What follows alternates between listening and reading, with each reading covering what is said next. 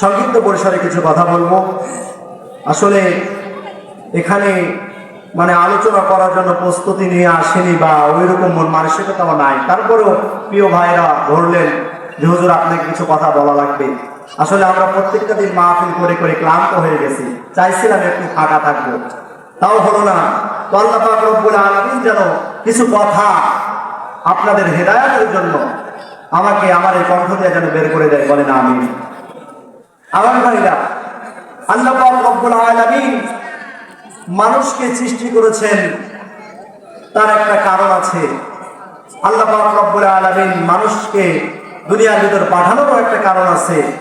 আল্লাহ পাক রব্বুল আলামিনের ইবাদত করার জন্য অসংখ্য ফেরেশতা আছে, যে ফেরেশতারা আল্লাহ পাক রব্বুল আলামিনের সবসময় ইবাদত বন্দেগীতে নিয়োজিত আছে, সিজদায় আছে, নামাজরত অবস্থায় আছে।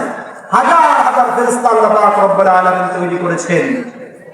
আবার তারপরেও আল্লাহ পাক রব্বুল আলামিন মানুষকে সৃষ্টি করেছেন আমাদেরকে ইবাদত এবং বন্দেগী করার জন্য, আল্লাহর আদেশ আল্লাহর নিষেধ শোনার জন্য, মানার জন্য।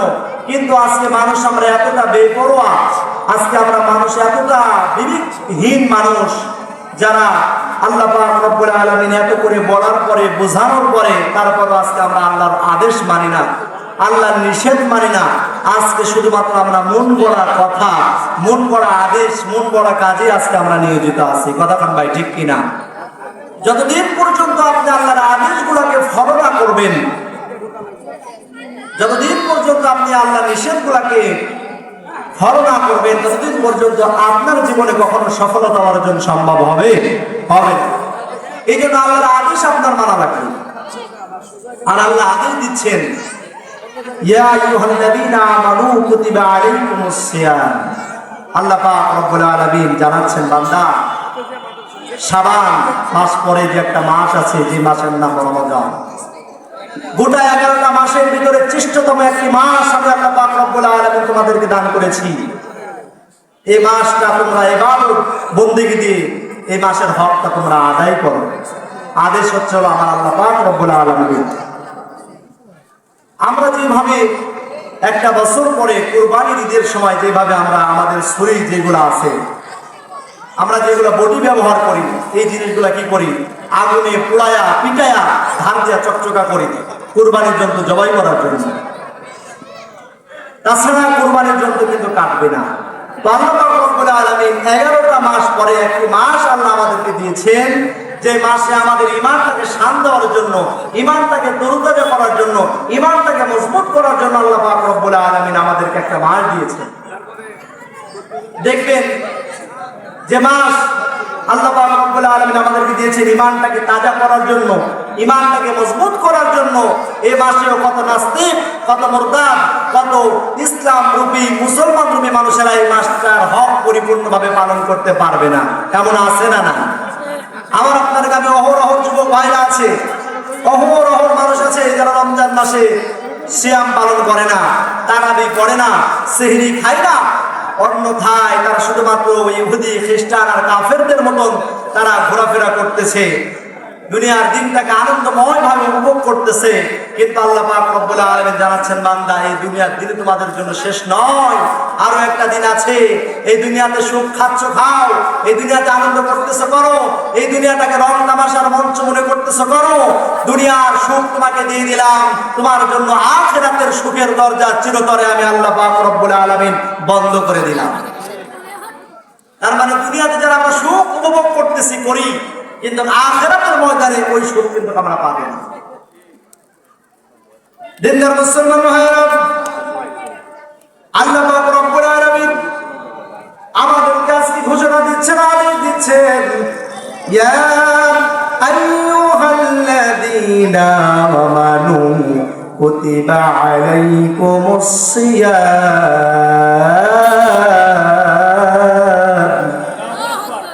আল্লাহ পাক রব্বুল আলামিন বলতেছেন, বান্দারা, তোমাদের প্রতি আদেশ হলো তোমরা রমজান মাসের সিয়াম পালন করবা। এই রমজান মাসের সিয়াম পালন করবা, এই রোজার প্রতিদান আর কেউ নয়, আমি আল্লাহ পাক রব্বুল আলামিন নিজে দিয়ে দিব। সুবহানাল্লাহ।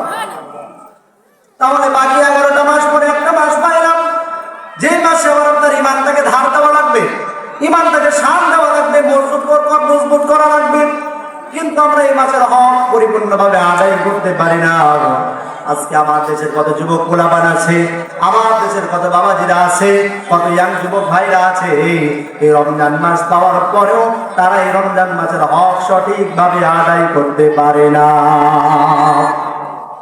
আমার ভাইরা, আল্লাহ রাসূল জনাবে মুহাম্মদ রাসূলুল্লাহ সাল্লাল্লাহু আলাইহি ওয়াসাল্লাম বলেছেন, যে ব্যক্তি রমজান মাস পাইল, সিয়াম পাইল, রমাদান পাইল, কিন্তু রমজান মাসের হক পরিপূর্ণ আদায় করতে পারলো না, আল্লাহ পাক রব্বুল আলামিন বললেন, রাসূলকে বললেন, রাসূল আপনি জানায়া দেন ওই ব্যক্তির মতন কপাল পোড়া হতভাগা ব্যক্তি দুনিয়ার ভিতর আর একটিও নাই। তাহলে রাসূল বলতেছেন আপনার মতন কপাল পোড়া হতভাগা ব্যক্তি দুনিয়ার ভিতর আর একটিও নাই, যদি আপনি সিয়ামের হক আদায় করতে না পারেন, রমাদানের হক যদি আদায় করতে না পারেন। আমার ভাইরা, আসেন আমরা বুঝি কেন এই রমাদান মাসের দাম এত বেশি হলো, কেন এত মর্যাদা হলো। আল্লাহ পাক রব্বুল আলামিন জানাচ্ছেন, বান্দা 11টা মাস দিয়েছি, এই 11টা মাসের এতটা মর্যাদা দিই নাই, এতটা ফজিলত দিই নাই, কিন্তু একটা মাস দিয়েছি, এই মাসের এতটা ফজিলত কেন বাড়ালাম? আল্লাহ পাক রব্বুল আলামিন জানাচ্ছেন, শাহরু রমাদানাল্লাযী উনজিলা, আল্লাহ পাক রব্বুল আলামিন বলতেছেন, এই রমাদান মাসে উনজিলা, আমি আল্লাহ পাক রব্বুল আলামিন নাযিল করেছি পবিত্র পবিত্র কুরআনুল কারীম। কথা বলেন ঠিক কি না? আল্লাহ পাক রব্বুল আলামিন এই রমাদান মাসের সঙ্গে আল্লাহর পবিত্র কুরআনুল কারীম লাগার সঙ্গে সঙ্গে বাকি 11টা মাসের চাইতে এই মাসটা আল্লাহ পাক রব্বুল আলামিন উত্তম করে দিয়েছেন।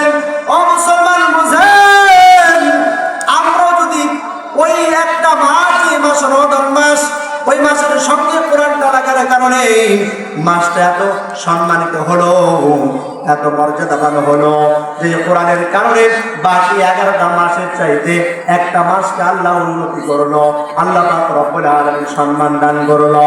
আল্লাহ বলতেছেন, বান্দারে খালি রমজান মাসে করি নাই, তুমিও যদি তোমার জীবনের সঙ্গে কোরআনটা আঁকড়ে ধরতে পারো, কোরআনটা ভিতরে বসাইতে পারো, রমাদান মাসের মতন আমি আল্লাহ পাক রব্বুল আলামিন তোমার জীবনটাও পরিপূর্ণ সম্মান আল্লাহ দান করে দিবে। সুবহানাল্লাহ। তাহলে এই রমাদানের মতন কোরআনটা আমার আপনার আঁকড়ে ধরা লাগবে, এই রমাদান মাসের মতন কোরআনটাকে আঁকড়ে ধরা লাগবে। আর এই কোরআন যখন আঁকড়ে ধরবেন, হক যখন আপনি সামনে নিয়ে আসবেন, বাতিলেরা সঙ্গে সঙ্গে আপনার বিরুদ্ধে স্লোগান দেওয়া শুরু করবে। কথা বলেন ভাই, ঠিক কিনা? যখন আপনি কোরআনকে বুকে ধারণ করবেন, কোরআন যখন পড়বেন, কোরআন যখন জানবেন, কোরআনে যে আদেশ আল্লাহ দিয়েছে ওটা মানবেন, কোরআনে যে নিষেধ আল্লাহ দিয়েছে আপনি যখন ওটা মানবেন, এই বাংলাদেশ থেকে শুরু করে আপনার সমাজের এক শ্রেণীর লোক বলবে এই লোকটা হলো জঙ্গিবাদ, মৌলবাদ। কথা বলেন ঠিক কিনা? আমার ভাইয়েরা, কোরআন যখন আপনি মানতে যাবেন, আমার দেশের এক শ্রেণীর লোক তারা আপনাকে জঙ্গিবাদ বলবেন, এক শ্রেণীর লোক আপনাকে মৌলবাদ বলবে, এক শ্রেণীর লোক আপনাকে জামাত বলবে, এক শ্রেণীর লোক আপনাকে শিবির বলবে। কিন্তু আপনি যদি কোরআন যদি চালিয়ে যান, কোরআনের সঙ্গে যদি আপনার সম্পর্ক রেখে যান, আমার ভাইরা, এই কোরআনের সঙ্গে লাগার কারণে আল্লাহ পাক রব্বুল আলামিন আপনাকে বলতেছেন, বান্দা পৃথিবীর বুকে হাজার হাজার বাধা আসবে, সমস্ত বাধা অতিক্রম করে দিব আমি আল্লাহ পাক রব্বুল আলামিন। আল্লাহ বলতেছেন, আল্লাহু ওয়ালিয়ুল্লাযীনা আমানু ইউখরিজুহুম মিনায-যুলুমাতি ইলান-নূর।